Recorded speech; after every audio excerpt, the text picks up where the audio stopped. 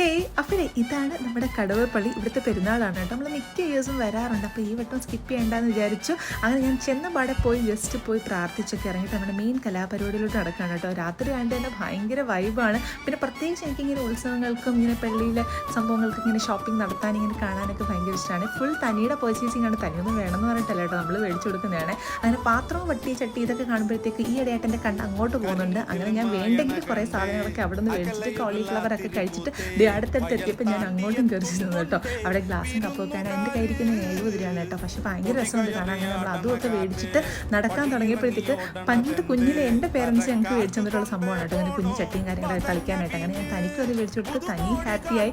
പിന്നെ നമ്മൾ നടന്ന് കുറച്ച് അല്ലറ ചില്ലറ സംഭവങ്ങളൊക്കെ മേടിച്ചിട്ട് ക്ഷീണിച്ചപ്പോൾ നമ്മളൊരു കരിമീൻ ജ്യൂസൊക്കെ കുടിച്ചിട്ട് തനിയുടെ ചിരി കണ്ടില്ലേ. എന്തിനു വേണ്ടിയിട്ടാണെന്ന് പറയുന്നത്? ഇതിന് വേണ്ടിയിട്ടാണ് കേട്ടോ. അങ്ങനെ നമ്മുടെ മോമോസും ഒക്കെ വന്ന് നമ്മൾ മോമോസൊക്കെ കഴിച്ചിട്ട് തിരിച്ച് ഹാപ്പിയായിട്ട് വീട്ടിലോട്ട് പോയി. അപ്പോൾ ശരി, ബൈ.